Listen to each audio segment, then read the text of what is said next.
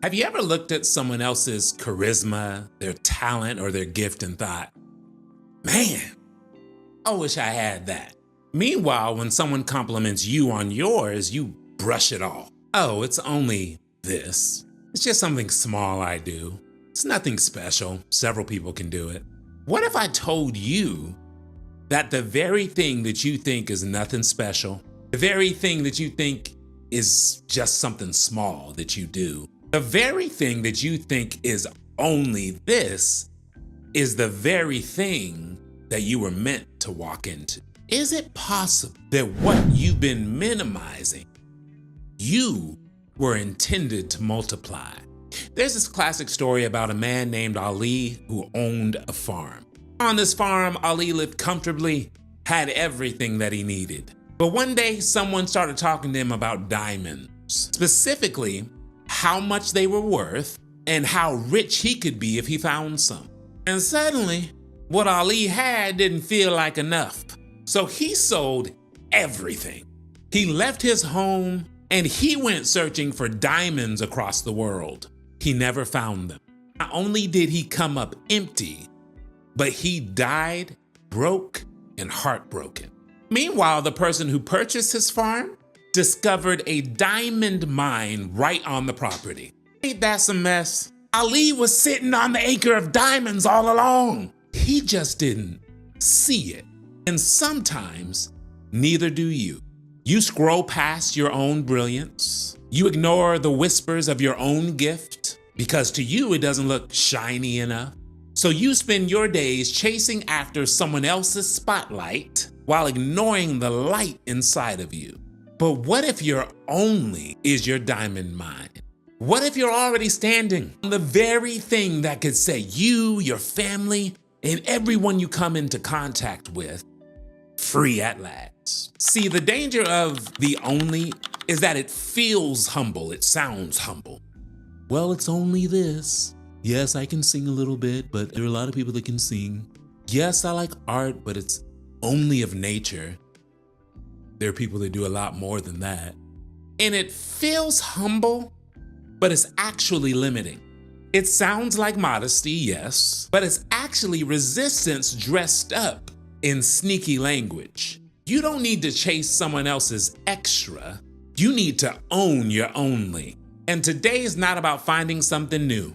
It's about taking ownership of what's already yours. So let's talk about why it's time to stop hiding behind only and start stepping into your original assignment. Somewhere along the way, we started believing that if it doesn't look loud, flashy, viral, it doesn't matter.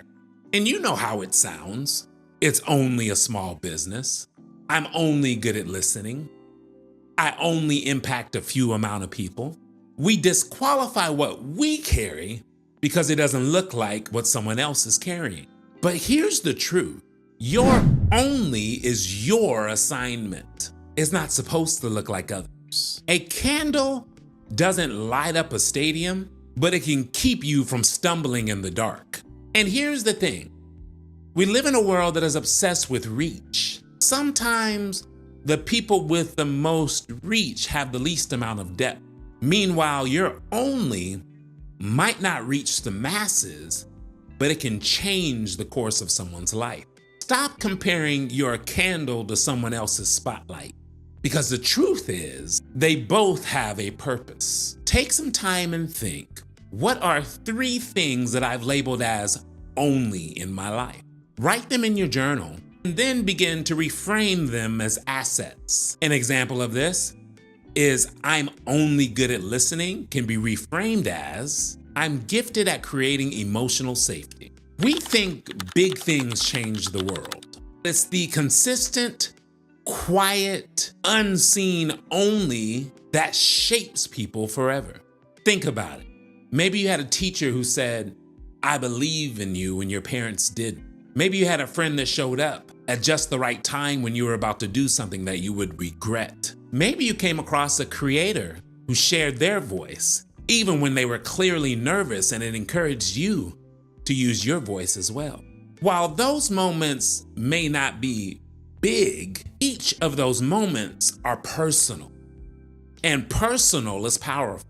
There's the classic quote that to the world you may be one person, but to one person you may be the whole world. And your only is the exact thing that someone else is praying for. And if you don't share it, you'll never know who needed it. I once received a message from someone who saw an old video, and it was an old video that I had redone, and I wasn't super excited about posting it. I didn't think anything was going to happen. Not because the content itself was bad, just the packaging. It was old. Someone watched the video and sent me a message that video had helped them in a season where they felt like giving up. And what's crazy is I almost didn't share it because I thought it was an old, crusty video. But what I took as old and crusty ended up being someone else's lifeline. So who needs your only today? Send the message, start the project, open your mouth. You might be helping someone. When we're talking about stepping into our only, we have to recognize that comparison kills calling.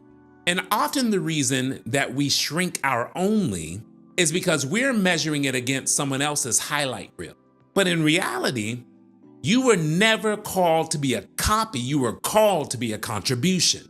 And whenever you try to mimic someone else's gift, you dilute your own. A tree doesn't look at a flower and say, why don't I bloom like that?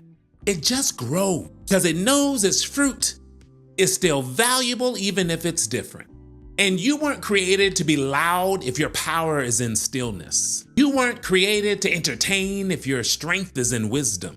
The gifting is not meant to conform, it is meant for you to contribute. So I challenge you to set a comparison fast. For 3 days, mute the noise. Focus on building what's yours and watch how your confidence begins to shift. Another thought is some of us aren't doubting our only, we're hiding it because it feels small, it's unpolished, it's not ready yet. But I want you to hear me. Withholding your gift doesn't protect you. It starves the people who are meant to be fed by it. And can I step on your toes for a quick second? I'm gonna get off of them, but just for a quick second.